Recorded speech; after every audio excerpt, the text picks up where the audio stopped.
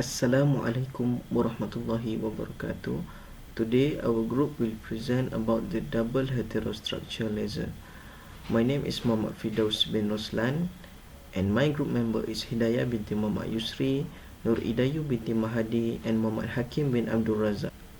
So we move on to the principle of operation. A double heterostructure is formed when two semiconductor materials are grown into a sandwich.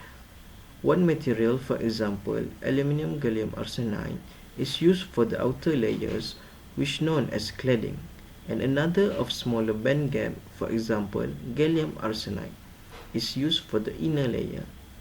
There are two types of principle.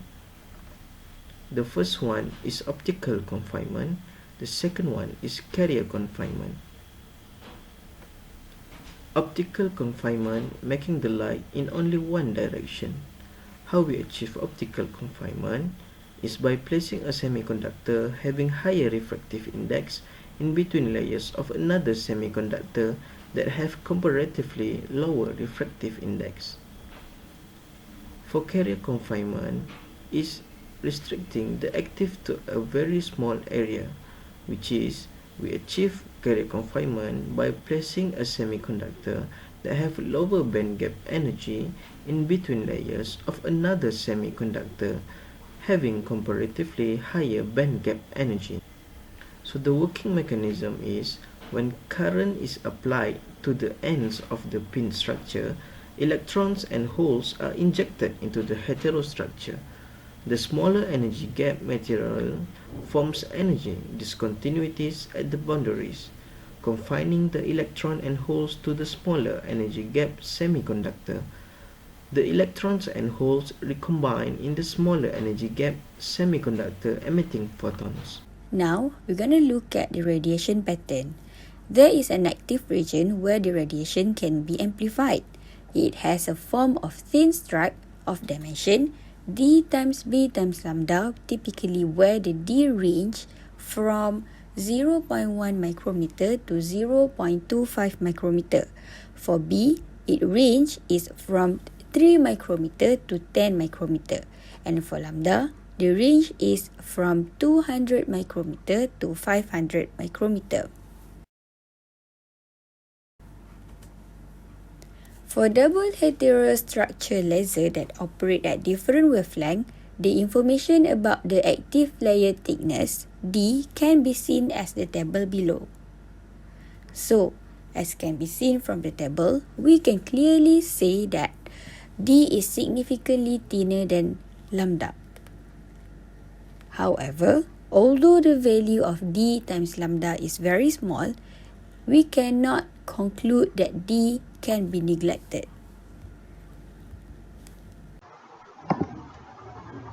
Okay, next we go to the structure of double heterostructure laser. So for the first point is the typical structure of double heterostructure laser diode is similar to a double heterostructure LED basically. The doped layer are grown on a crystalline substrate which is N gallium arsenide consists of first layer substrate and aluminium gallium arsenide, the active P gallium arsenide layer and the P aluminium gallium arsenide layer. The third one is there is an additional P gallium arsenide layer called contacting layer next to P aluminium gallium arsenide. The electrons are attached to the gallium arsenide rather than aluminium gallium arsenide. This allows better contacting and avoid Schottky junctions, which limits the current. Next, the P and N aluminium gallium arsenide layers provide carrier and optical confinement in the vertical direction by forming heterojunction with P gallium arsenide. The active layer is P gallium arsenide, which means that lasing emission will be in range 870 to 900 nanometer depending on the doping level. So the left picture is basically the structure of the double heterostructure laser, and also the right one is example of the schematic illustration of the structure of a double heterojunction contact laser diode. Next,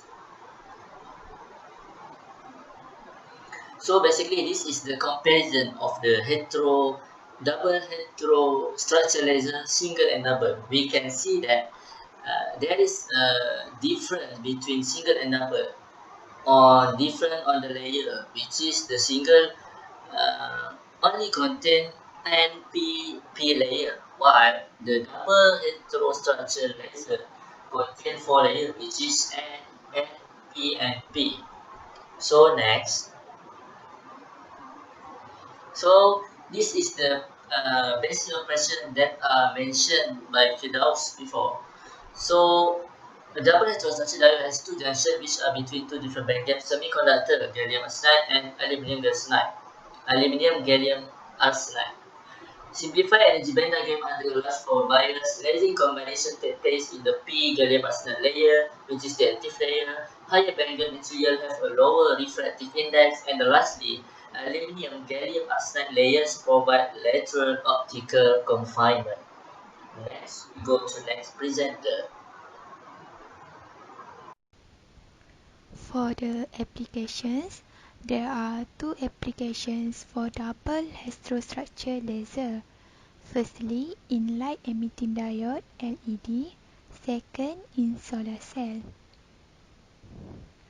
For the first application, the application is in light emitting diode LED.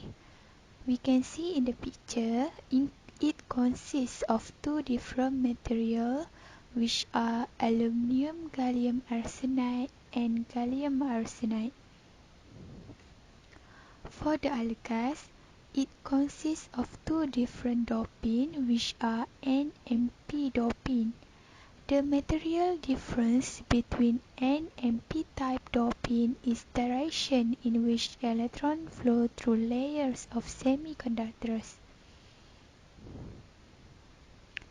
In this device, a layer of low bandgap material is sandwiched between two high bandgap layers.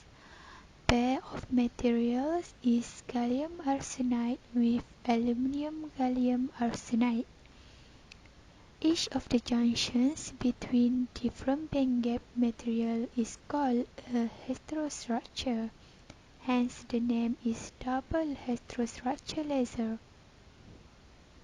The advantage of double heterostructure laser is that the region where free electrons and holes exist simultaneously. The active region is confined to the middle layer. This means that many more of the electron-hole pairs can contribute to amplification. In the active region point, it is a place where the structural changes occur. The second application for double heterostructure laser is in solar cell. It also consists of two materials which are gallium nitride and indium gallium nitride. Because of two different materials used, it is named as double heterostructure laser. The use of double heterostructure laser in this application is used to build up the structure in the laser. That's all from our group. Thank you.